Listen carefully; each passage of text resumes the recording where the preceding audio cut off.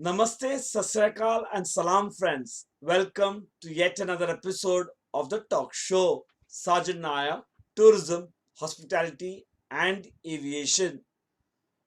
Today's topic for discussion is International Students Exchange Program. Let me first welcome and introduce our international guest, Dr. Anya Dickman.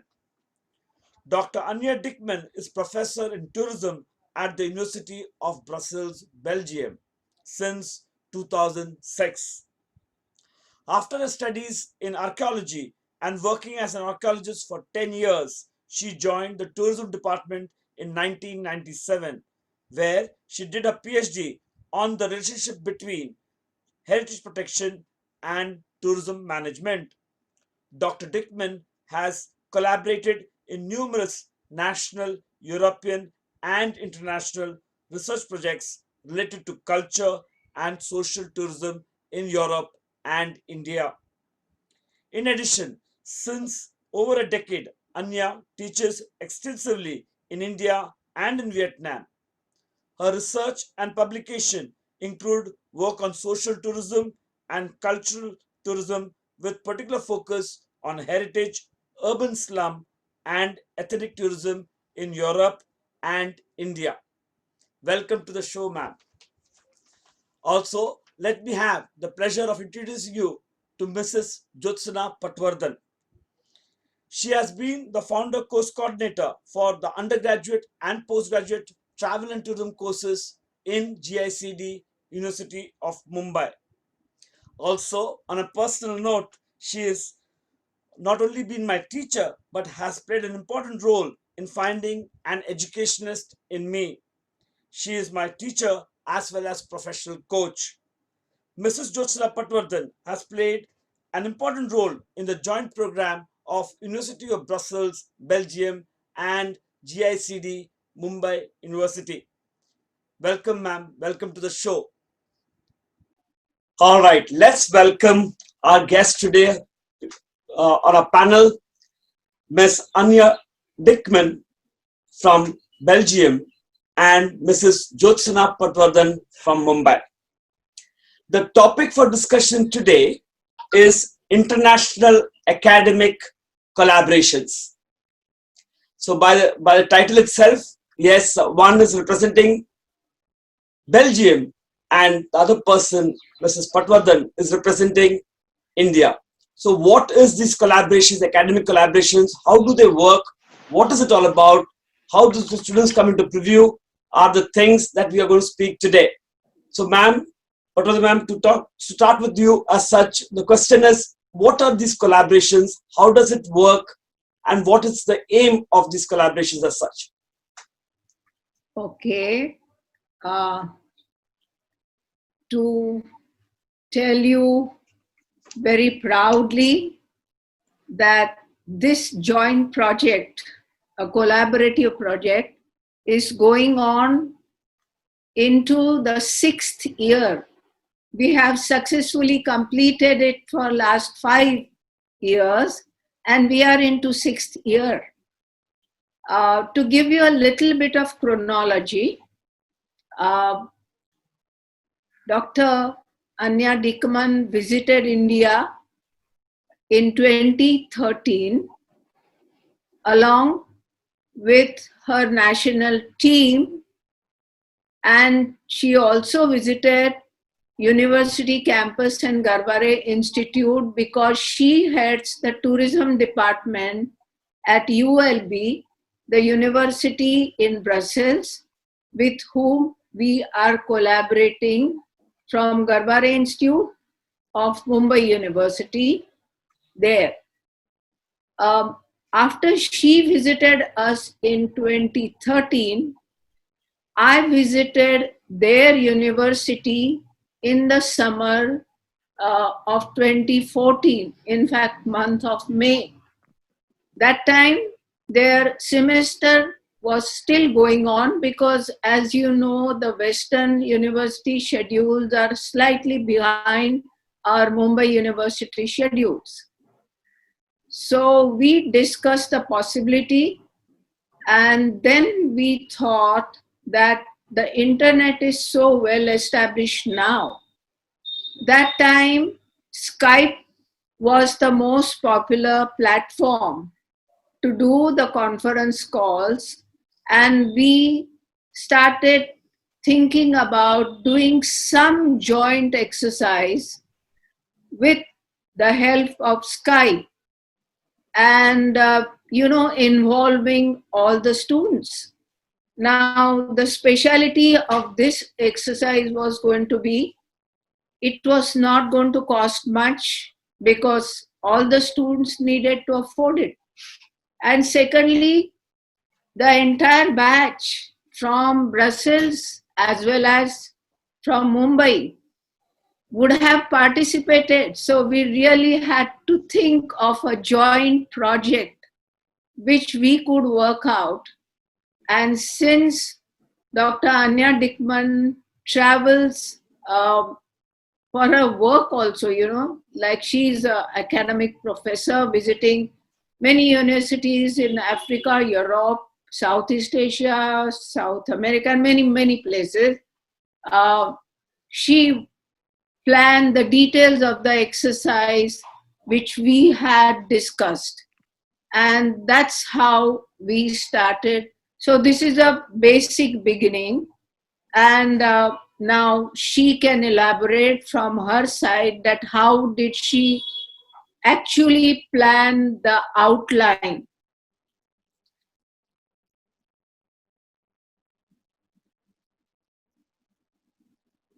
Dr. Dickman, can you hear us? We have lost you. Hello? Yeah, hi. Yeah. Okay. Can you hear us? Yes, I can hear you, yeah. Yeah, so please, so should I elaborate on the project? yeah, yes. What is your side of the story? What brings you to India, and how did this collaboration take place? Oh. Yeah, that's what we're talking about. Well, that brings me back way further away than 2013. Actually, I started coming to India over 10, I think somewhere mid 2000s.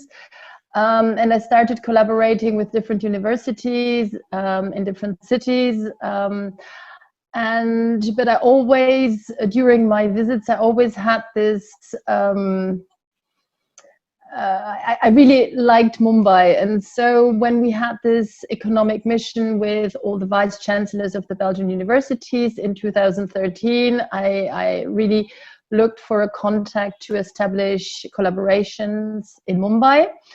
So it was really focused on Mumbai, and so we got in touch, and also the contact was really positive, and we were both very enthusiastic about developing a common project.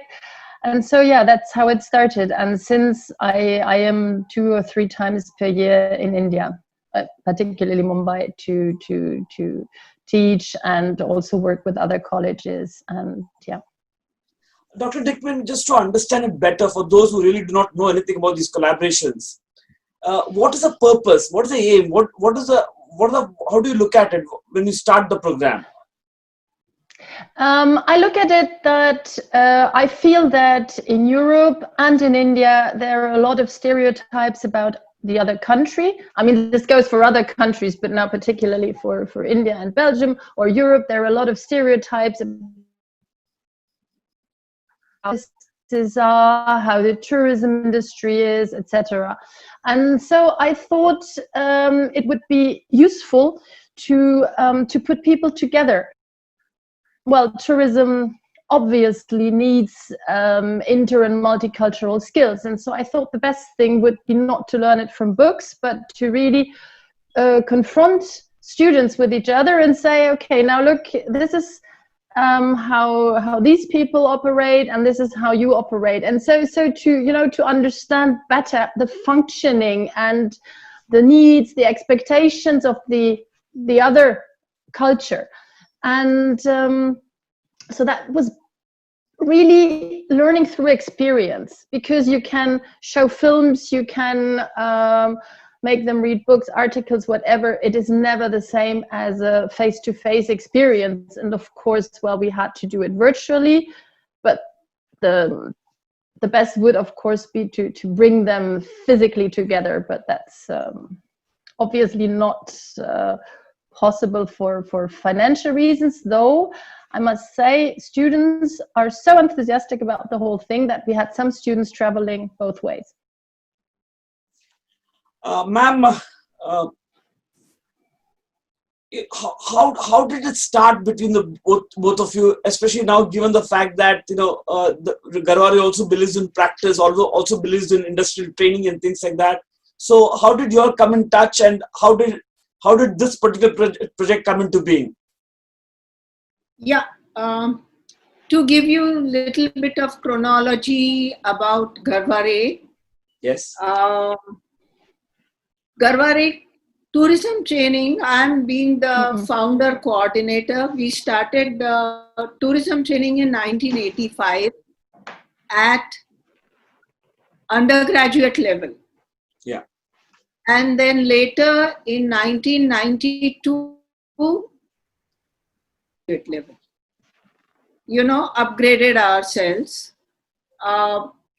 When Dr. Dickman visited us, we were at the postgraduate level, but they were already into not only postgraduate, but they were in the doctoral level also. But she visited the institute, she met the faculty members, she interacted with the students, the other people, and of course, when I visited them and I explained our methodology, where Garhware Institute also focuses on application, as she said, that in tourism is people-based industry, and people between the interaction between the people is very, very important.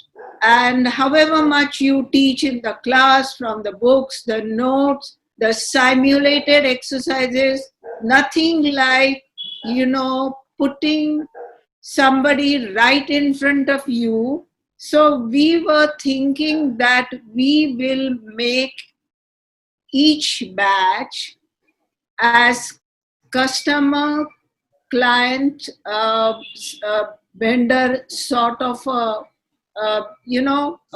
position, and make them work out an exercise by actually asking realistic questions.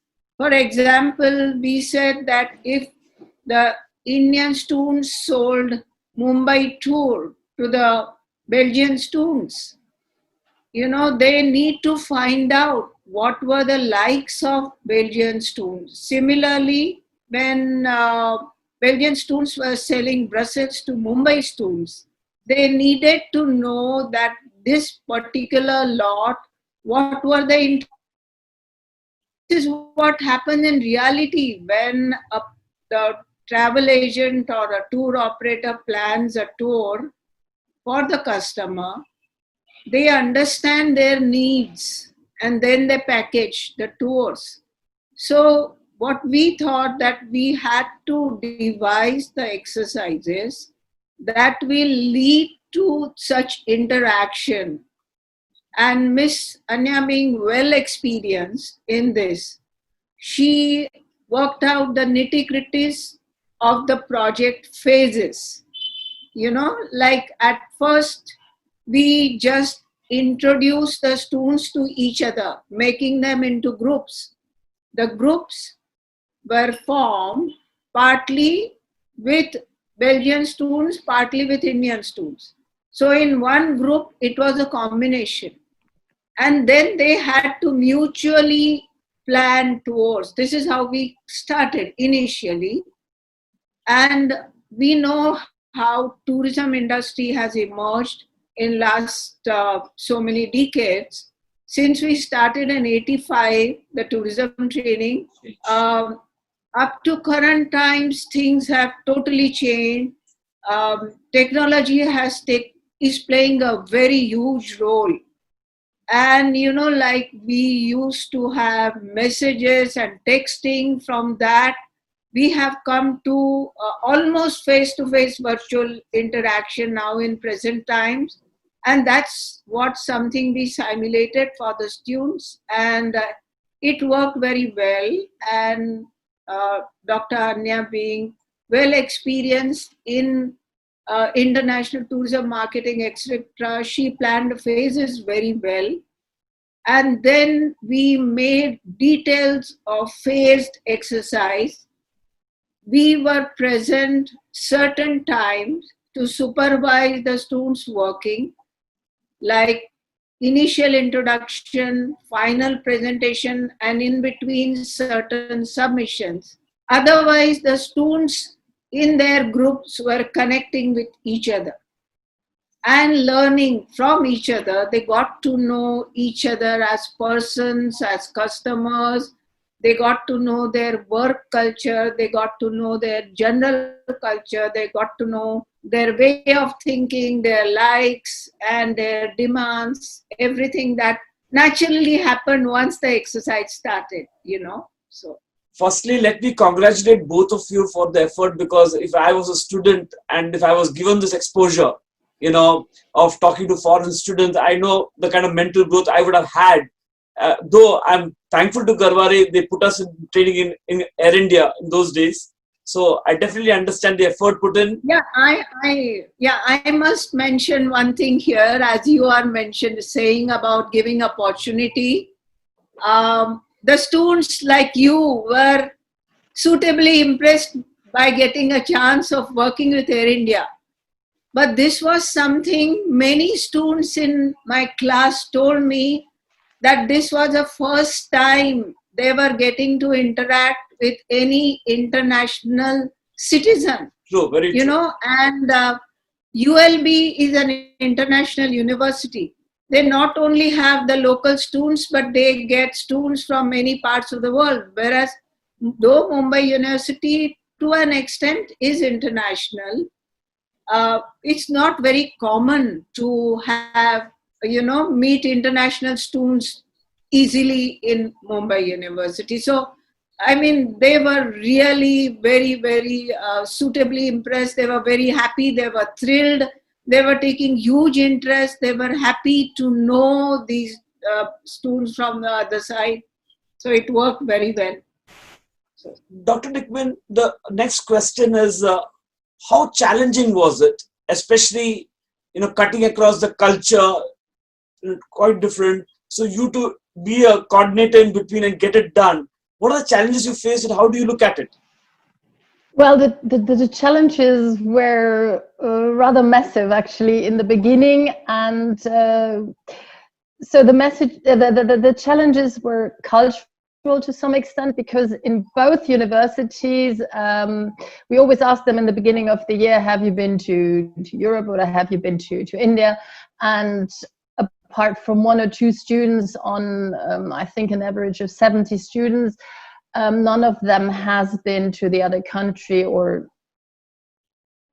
so that makes it all the more challenging, because it's nice to be on all these social networks, but to talk directly to somebody is a challenge. And so we had a lot of shyness of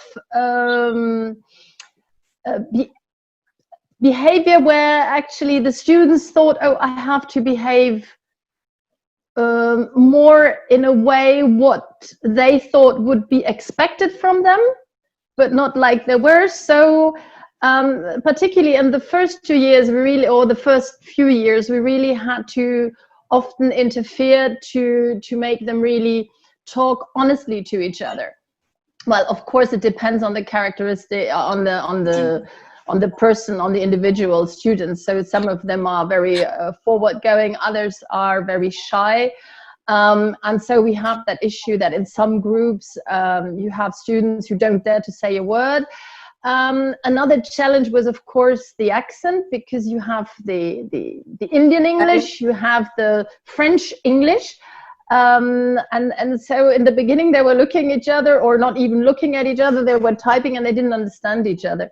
So that was a bit also a challenge, but they managed. We told them, you get used to it. After a while, you understand the accent of your partner. And I must say, although we now 2014 seems of another era, because when we started on Skype, we had a lot of technical challenges, because and I think the problems were mainly in Brussels, because we in our university didn't have appropriate tools to have a class online teaching. So the Skype meetings were often very tedious, because, you know, with cuts and no internet and I don't know what, and other, but we persisted. And what was happening is then that most of the students met on online, on chats, on WhatsApp. So WhatsApp became the big communication tool. And but what we wanted is that they face each other, that they see each other. So we really had to, and it was of course easier to write, that keeps a little distance. And so we had to introduce also timesheets where we asked them, okay, once a week you have to talk to each other, not just chat with each other, because the chatting was no problem, the talking was an issue.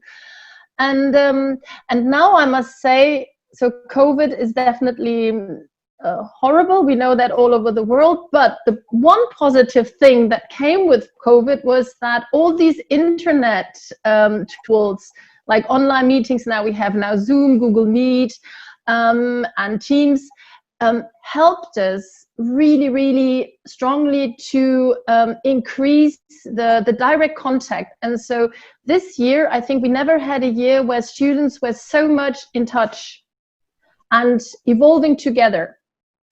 So yeah, so the challenges were, of course, partially from inside, from the students, also from us, because we have different learning systems, we programs, and to fit it wasn't always very easy, but also the technical challenges. Mrs. Patwardhan, the question is, since you have been there and you've come here, you've been working in Mumbai University for a long time, what is the comparison that you draw between the two universities? How are we, and that the same question goes to Dr. Dickman also later. What is the difference in the two that you can find out? Well, very obvious differences are, our systems are very rigidly structured. You know, like the offers that you get of doing courses, they are put in a compartment, and once you select that, you have to go along. That's one. And in most of the professional courses, once you select a certain type of program, there is a uniform class which is made, you know, where you are enrolled. And the entire class has the same subjects. Whereas in most of the Western international universities, they take the credits, the subjects, as per their choice at different levels. It's not that, you know, certain things are taught only in the second year or third year or whatever. There is a certain flexibility, there is a certain combination, and for a certain subject, as we call it here, students from different courses can opt for. It's not a uniform class doing the same course. The profile of most of the universities, the Western universities, you will find that the class consists of people coming from different courses who have opted to take that subject themselves. Whereas here we have a fixed structure. which cannot be changed. So basically, this is one thing. The second thing is the work there is lot more application oriented, where personal thing is substantially involved, whereas ours again is more like structured, and students write what is expected, not by really applying their mind. You know, you really have to nudge. Now, in Garbhare, we were one of the first university departments to make them apply their mind and find realistic solutions, not standard solutions. You know what I mean? Like in management case studies, you don't have standard solutions, there are multiple options, and you apply your mind. So we had to add further to that, since there were students from different profile in the Belgian class, and their thinkings varied, their ideas varied, and here we were more standardized and structured. It sort of opened up thinking process for the Mumbai students, definitely. It made a huge difference. Plus, Dr. Anya always used to insist that don't suggest.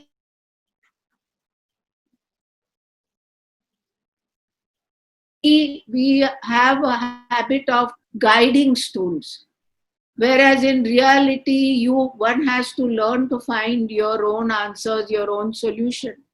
So we tried to make this exercise as realistic as possible, and got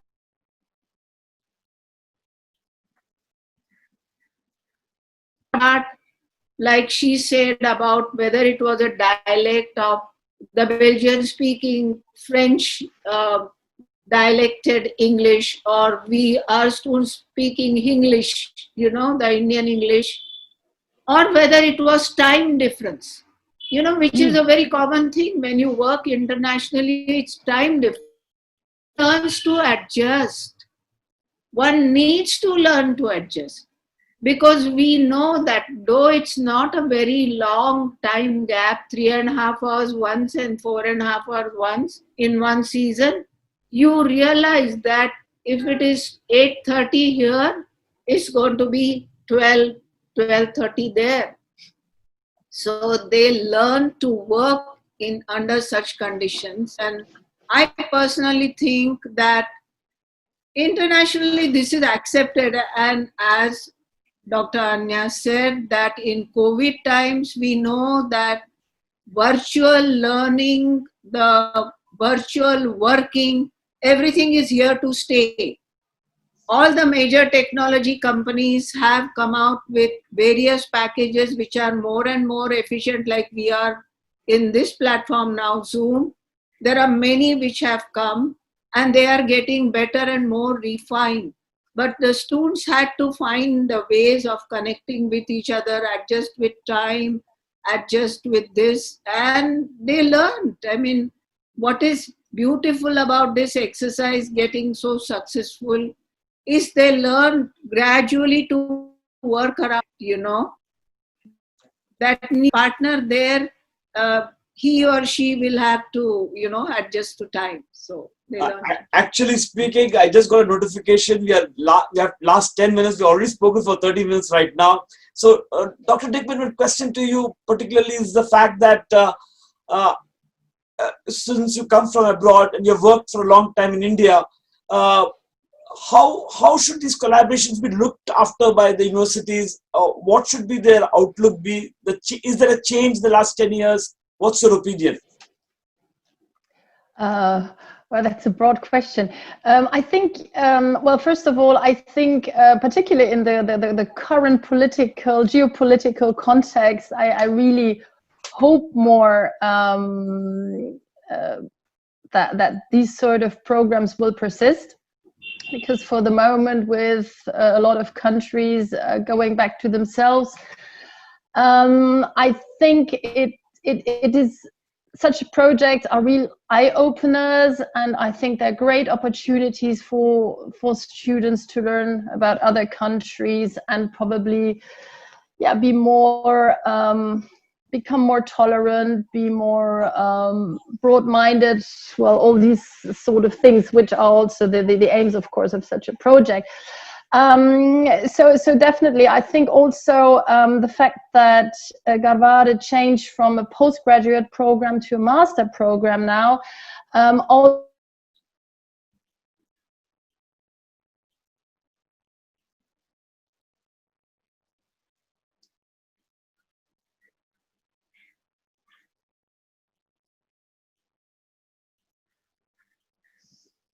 I've lost you.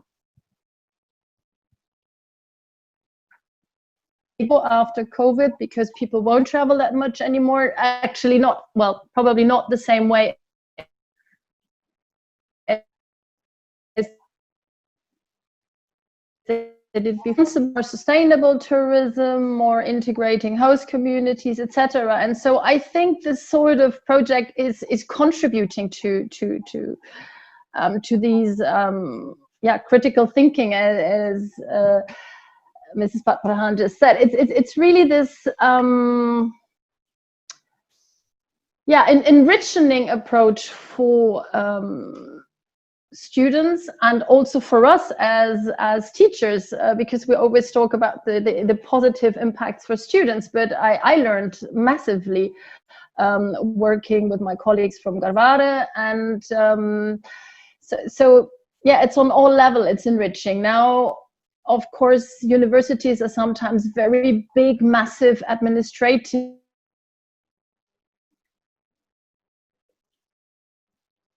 very easy to get these programs settled, and of course you have to arrive at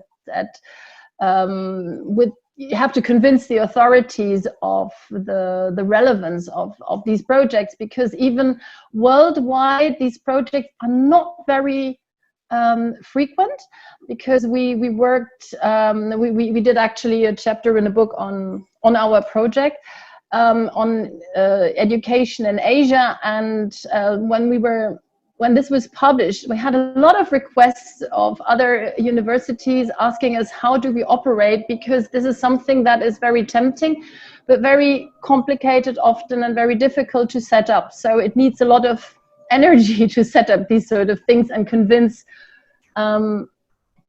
authorities, other people, etc.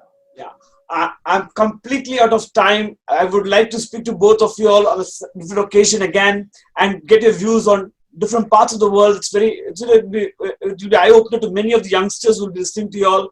So yes, once again, I congratulate the work that you guys have done, and I bid you goodbye today, because I'm being told my time is very less. So we will join in again, and thank you for today. Bye-bye.